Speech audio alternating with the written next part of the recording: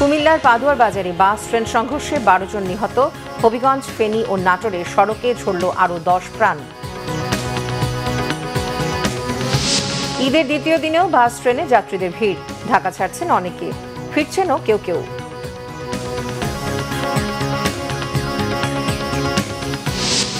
হাদি হত্যায় অভিযুক্ত ফয়সাল ও আলমগীরকে পাঠানো হলো কলকাতার কারাগারে।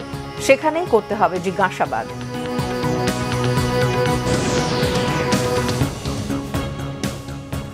দেখছিলেন ক্রাউন 7 সংবাদ শিরোনাম, এবারে বিস্তারিত। কুমিল্লায় ট্রেন বাসের সংঘর্ষে 12 জন সহ দেশের 6 জেলায় সড়ক দুর্ঘটনায় 10 ঘন্টারও কম সময়ের ব্যবধানে 22 জনের মৃত্যু হয়েছে, আহত অর্ধ শতাধিক। আর বান্দরবানে বাস খাদে পড়ে আহত হয়েছে 30 পর্যটক। প্রতিনিধিদের পাঠানো তথ্য ছবিতে সিরাজুল মনির শুভর ডেস্ক রিপোর্ট। প্রতি বছর ঈদ আনন্দ বয়ে আনলেও কারো কারো জীবনে নেমে আসে বিষাদ। শনিবার দিবাগত রাত 3টার দিকে কুমিল্লার জাঙ্গালিয়া কচুয়ায় পদুয়ার বাজার বিশ্ব রোডে রেল ক্রসিং পার হচ্ছিল মামুন পরিবহনের বাস। এ সময় চট্টগ্রাম মেল ট্রেনের ধাক্কায় দুমড়ে মুচড়ে যায় বাসটি। এতে নিহত হন বেশ কয়েকজন, আহত হন অন্তত 20 জন। সকালে ঘটনাস্থলটি পরিদর্শন করেন রেল প্রতিমন্ত্রী হাবিবুর রশিদ হাবিব। জানান, এই ঘটনায় দোষীদের বিরুদ্ধে ব্যবস্থা নেওয়া হবে। যারা এই ঘটনার সাথে জড়িত তাদেরকে শাস্তি আনা হবে এবং সাথে সাথে এই এই দুর্ঘটনা থেকে কিভাবে রক্ষা করা যায় সেজন্য এই রেল ক্রসিংগুলিকে আধুনিকীকরণ করার জন্য সরকার ইতিমধ্যে সিদ্ধান্ত আছে। পুলিশ জানায় মরদেহগুলো উদ্ধার করে ময়নাতদন্তের জন্য হাসপাতালে পাঠানো হয়েছে। প্রাথমিকভাবে ধারণা করা হচ্ছে অসতর্কতার কারণেই এই দুর্ঘটনা। নিহতদের পরিবারকে 25,000 করে টাকা দেওয়ার কথা জানিয়েছে কুমিল্লা জেলা প্রশাসন। এই ঘটনার কারণ জানতে 3টি তদন্ত কমিটি গঠন করা হয়েছে। বরখাস্ত করা হয়েছে 2 গেটম্যানকেও। এদিকে ফেনীতে বাস, অ্যাম্বুলেন্স, মোটরসাইকেলের ত্রিমুখী সংঘর্ষে 5 জন নিহত হয়েছেন। ফেনীর মহিপাল হাইওয়ে থানার ইনচার্জ আসাদুল ইসলাম জানান, ভোর 4টার দিকে ঢাকা চট্টগ্রাম মহাসড়কের রামপুর এলাকায় চট্টগ্রাম অভিমুখী একটি লেনের কাজ চলছিল। এ সময় অ্যাম্বুলেন্স ধীর গতিতে পার হওয়ার সময় শ্যামলী পরিবহনের বাস অ্যাম্বুলেন্সটিকে ধাক্কা দেয়। এর কিছুক্ষণ পর বেপরোয়া গতিতে আসা আরও একটি বাস জটলার মধ্যে ধাক্কা দেয়। বাস, অ্যাম্বুলেন্স ও মোটরসাইকেলের সংঘর্ষ হয়। এতে নিহত হন আরও 5 জন। অন্যদিকে সকালে হবিগঞ্জের মাধবপুরের ঢাকা সিলেট মহাসড়কে পিকআপ ভ্যান দুর্ঘটনায় নারীসহ 4 জন নিহত হয়েছেন। মাধবপুর থানার ভারপ্রাপ্ত কর্মকর্তা সোহেল রানা জানান, পিকআপ ভ্যানটি বাসার মালামাল নিয়ে যাওয়ার পথে অন্য একটি গাড়ির ধাক্কা লেগে পাশের ডোবাতে পড়ে যায়। এতে ঘটনাস্থলেই গাড়িতে থাকা এক নারীসহ 4 জনের মৃত্যু হয়। এর আগে শনিবার দেশে সড়ক দুর্ঘটনায় নিহত হয় 11 জন। Bangla Vision News desk. ঢাকায় ঈদ শেষে যানজট মুক্ত রাস্তা, নির্বিঘ্ন যাত্রার আশায় ঈদের দ্বিতীয় দিনেও রাজধানী ছাড়ছে মানুষ। এবার ঈদে লম্বা ছুটি থাকায় এখনও রাজধানীতে ফেরার তাড়া কম। আজও বাস টার্মিনাল, রেলওয়ে স্টেশনে বাড়ি ফেরা মানুষের ভিড় দেখা গেছে। নাবিল জাহাঙ্গীরের রিপোর্ট। ঈদের দ্বিতীয় দিন, লম্বা ছুটিতে মহানগরী ঢাকা এখনও অনেকটাই ফাঁকা, থামেনি বাড়ি ফেরার স্রোত। ঈদের আগের চাপ না থাকলেও রাজধানীর বাস টার্মিনালগুলোতে আজও বাড়ি ফেরা মানুষের উপস্থিতি চোখে পড়ার মতো। ঈদ শেষে এখনও প্রিয়জনের কাছে ছুটছে রাজধানীবাসী। বাবার সাথে ঈদ করলাম, এই জন্য এবার নানুর বাসায় ঈদ করব। ঈদের দ্বিতীয় দিন যাচ্ছি। ঈদের পরের দিন গেলে একটু মানে স্পেশালি যাওয়া যায়, এই কারণে খেলা করবো মাসফার রোজার সাথে। আর জাস্তুর আছে মনে ছিল আগে আমি নানু বাড়িতে গেছি। তো এটা ঢাকায় করলে ঈদের পরের দিন হয়তো আমরা দেশের বাড়ি যাই। একই চিত্র রাজধানীর কমলাপুর রেলওয়ে স্টেশনেও। ভেতরে জায়গা না পেয়ে কয়েকটি ট্রেনের ছাদেও উঠতে দেখা গেছে যাত্রীদের। ফ্যামিলি নিয়ে যাওয়ার জন্য কষ্ট, এই জন্য ঈদের পরে মনে করলাম বলে একটু ভিড় কমাবো। এখনকার দিয়ে ঈদের পরেও অনেক ভিড়। ঢাকায় তো এখনো সবাই চলে আসে না, যারা ছুটিতে বাড়ি গেছে আসবে তো আরো 2-4 দিন পরে, দেখা তো হবেই গেলে। ঈদের লম্বা ছুটি থাকায় এবার অনেকটা ধীরে সুস্থে ঢাকায় ফিরবে মানুষ, এমনটাই বলছেন পরিবহন সংশ্লিষ্টরা। নাবিল জাহাঙ্গীর, বাংলা ভিশন, ঢাকা। ঈদের ছুটিতে ফাঁকা ঢাকা, এতে মেট্রো রেলের যাতায়াতে এসেছে আরও স্বস্তি। ঈদে পরিবার পরিজন নিয়ে বেশ স্বাচ্ছন্দ্যেই বিনোদন কেন্দ্রগুলোতে যাতায়াত করতে পারছেন যাত্রীরা। কম সময়, সাশ্রয়ী ও আরামদায়ক হওয়ায় মেট্রোকেই বেছে নিচ্ছেন নগরবাসী। মোবাশ্বের আহমেদের রিপোর্ট। ঈদের দিন বন্ধ থাকলেও রবিবার থেকে মেট্রো রেল চলছে আগের নিয়মে। ফাঁকা ঢাকায় জনমানুষের যাতায়াত আরও আরামদায়ক করেছে মেট্রো। ছুটির দিন থাকায় সকাল থেকেই স্টেশনগুলোতে দেখা গেছে ঘুরতে বের হওয়া মানুষের আনাগোনা। কেউ পরিবার পরিজন নিয়ে যাচ্ছেন বিনোদনের উদ্দেশ্যে, কেউ যাচ্ছেন স্বজনের বাড়ি। ছুটিকালীন পরিবেশ একেবারেই শান্ত, লোক সংখ্যাও কম। আজকে দিনটা সবাই একসাথে আছি, এখন যাচ্ছি এটা আনন্দ করার জন্য। চিড়িয়াখানায় যাব, সবাই একসাথে আনন্দ করব। আমি মেট্রো রেলে উঠেছি। আমি মেট্রোতে উঠলাম আমার ছোট ভাইকে দেখতে। মেট্রোটা আসলে আরামদায়ক, ঠিক আছে, এবং খুব ইজিলি আসা যায়। এখন একটু লোকজন কম, ভিড় কম, আগের চেয়ে ভালো লাগছে। আর বাবা মার সাথে এসেছি, আমি আমার চাচুর বাসায় যাচ্ছি। উত্তরা থেকে মেট্রো রেলে এসেছি। ছুটি থাকায় টিকিট কাউন্টারগুলোতে নেই লম্বা লাইন, নেই চিরচেনা গাদাগাদি বা ভিড়। ঈদে ছোটদের নিয়ে বেশ স্বাচ্ছন্দ্যেই চলাচল করছে নগরবাসী। ঈদের আনন্দকে আরও বেশি বাড়িয়ে তুলছে এই ফাঁকা ঢাকা, বিশেষ করে মেট্রো রেলে যে পরিমাণ ভিড় থাকে সে ধরনের ভিড় কিন্তু এখন পরিলক্ষিত হচ্ছে না। মেট্রো যে ঈদের পর দিন খোলা রেখেছে, এটা আসলে আমাদের সাধারণ জনগণের জন্য আশীর্বাদ স্বরূপ। কারণ বাচ্চারা একটু মেট্রোতে কমফোর্টেবল থাকে, যেতেও অনেক কম সময় লাগে। ভিড়ের পরিমাণ আগের থেকে একটু কমই আছে। যেমন আগে আমাদের পল্টন থেকে দেখা যেত ট্রেন পুরো ফুল, বাট আজকে ফুল নেই। ঈদের ছুটির রেশ কাটতে না কাটতেই মেট্রো চালু হওয়ায় সাধারণ যাত্রী ও ভ্রমণ পিপাসু মানুষের মধ্যে ঈদ আনন্দে যোগ হয়েছে বাড়তি মাত্রা। মুবাশির আহমেদ, বাংলা ভিশন, ঢাকা। বিএনপির সিনিয়র যুগ্ম মহাসচিব রুহুল কবির রিজভী বলেছেন, যারা কুৎসা রটাচ্ছে তাদের উপর ফ্যাসিবাদের তকমা লেগে যাবে। আর ঢাকা দক্ষিণ সিটি কর্পোরেশনের প্রশাসক আব্দুস সালাম জানিয়েছেন, গণতন্ত্রকে প্রাতিষ্ঠানিক রূপ দেওয়ার কাজ চলছে। রিপোর্ট করেছেন সিকান্দার রেহমান। জিয়া পরিষদের ৩৮তম প্রতিষ্ঠা বার্ষিকী উপলক্ষে শহীদ রাষ্ট্রপতি জিয়াউর রহমানের মাজার জিয়ারতে যান সংগঠনটির নেতাকর্মীরা।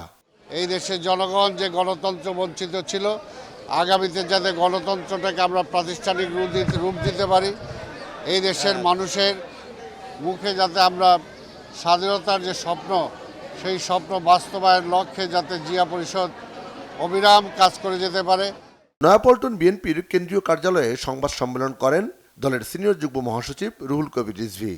সমালোচনা, ন্যায়সঙ্গত সমালোচনা, সেই সমালোচনা করার প্রত্যেকেরই অধিকার আছে, জন অধিকার আছে। কিন্তু কুৎসা রটানো করা, এটা তো হচ্ছে শেখ হাসিনার কাজ। কুৎসা রটানো করা, এটা হচ্ছে ফ্যাসিবাদের কাজ। তো ফ্যাসিবাদের লক্ষণগুলোকে ধারণ করে যদি কেউ কাজ করেন, যারা আজকে বর্তমান সরকারের নানাভাবে মিথ্যাচার করার চেষ্টা করছেন, তাদের উপরেই কিন্তু ফ্যাসিবাদের তকমা জুড়ে যাবে। স্বাধীনতা দিবস উপলক্ষে ২৬শে মার্চ জাতীয় স্মৃতিসৌধে শ্রদ্ধা নিবেদনের পর শহীদ রাষ্ট্রপতি জিয়াউর রহমানের মাজারে ফাতেহা পাঠের কর্মসূচির কথা জানান রুহুল কবির রিজভী। জাতীয় জীবনের একটি সিকান্দার রেহমান, বাংলা ভিশন, ঢাকা।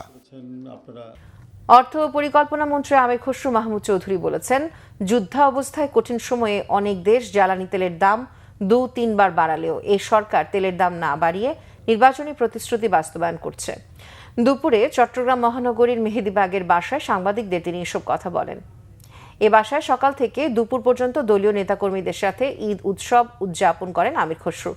যুদ্ধ অবস্থায় সবকিছু ম্যানেজ করা কঠিন মন্তব্য করে তিনি বলেন, মধ্যপ্রাচ্যে যুদ্ধের চাপ সরকারের নিয়ন্ত্রণে নেই। এই অবস্থায় জনগণের সহযোগিতা, সংযম প্রয়োজন। মানুষ দেশের মালিকানা ফিরে পাওয়ায় এবার তৃপ্তি অনুভব করছে।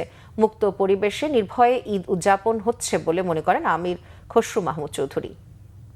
যেখানে অর্থনীতির নিম্নগামী সব কিছুতে, সেখানে একটা আবার যুদ্ধ শুরু হয়েছে। এর মধ্যে দ্রব্যমূল্য স্থিতিশীল রাখা, তেলের দাম বাড়ানো হয়নি। আপনি দেখেন তেলের অভাবে কোনো পরিবহন এবার ঈদে যানবাহনে কোনো অসুবিধা হয় নাই, কেউ ভাড়া বাড়ায়নি, দ্রব্যমূল্য মোটামুটি স্থিতিশীল ছিল। তারপরে গার্মেন্টস শ্রমিকদের যে অস্থিরতা, তার বিন্দুমাত্র এবার ছিল না, কারণ সরকারের পক্ষ থেকে এইগুলো সব আগেভাগে ব্যবস্থা নেওয়া হয়েছে। জামায়াতের আমির ও বিরোধী দলীয় নেতা ডক্টর শফিকুর রহমান বলেছেন, সংসদের ভেতরে ও বাইরে তার দল গঠনমূলক ভূমিকা রাখবে। জনগণের অধিকার রক্ষায় কোনো আপোষ করা হবে না।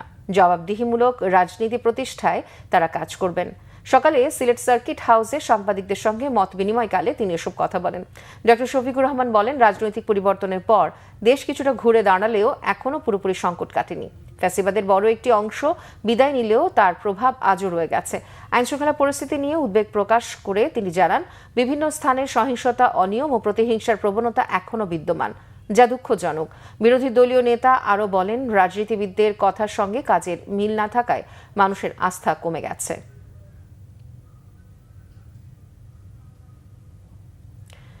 ইনকিলাব মঞ্চের মুখপাত্র শরীফ ওসমান হাদি হত্যা মামলার প্রধান অভিযুক্ত ফয়সাল করিম মাসুদ এবং তার সহযোগী আলমগীর হোসেনকে কলকাতার কারাগারে পাঠানো হয়েছে।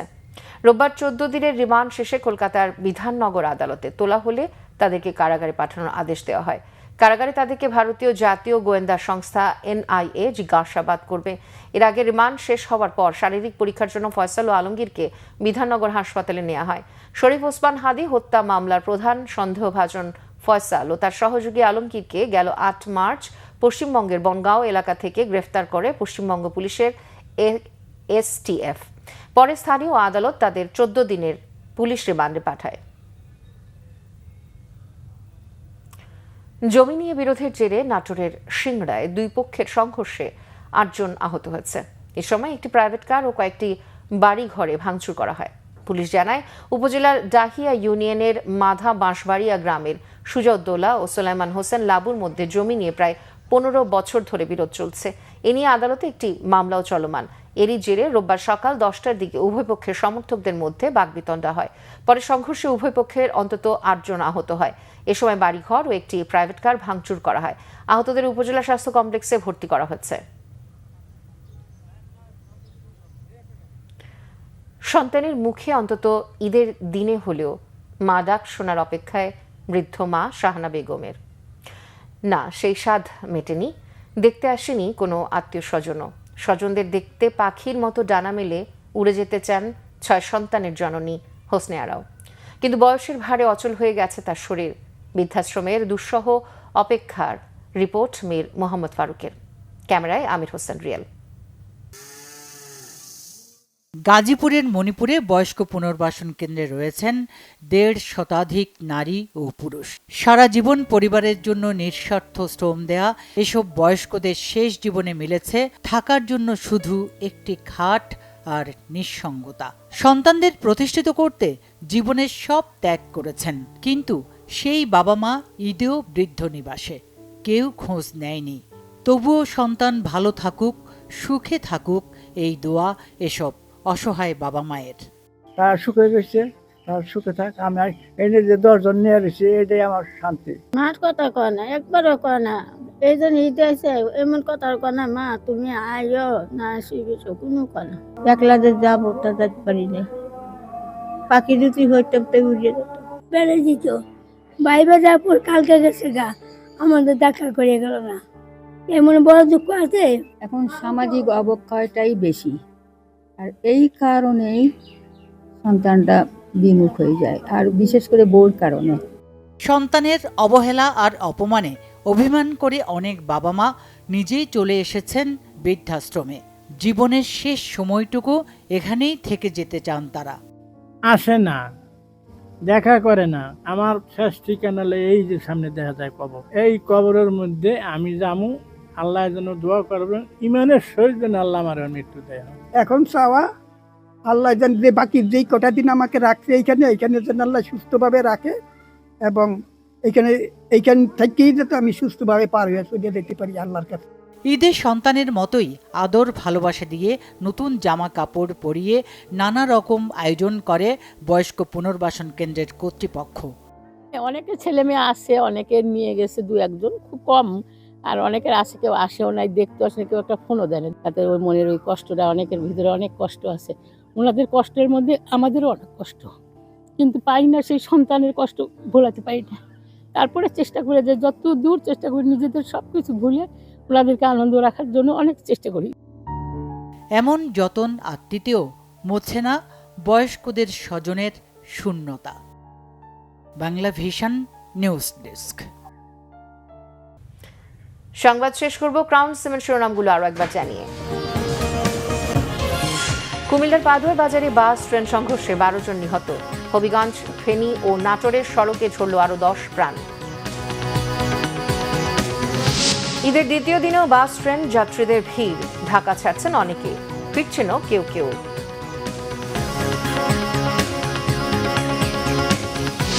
হাদি হত্যায় অভিযুক্ত ফয়সাল ও আলমগীরকে পাঠানো হলো কলকাতার কারাগারে, সেখানেই করতে হবে জিজ্ঞাসাবাদ।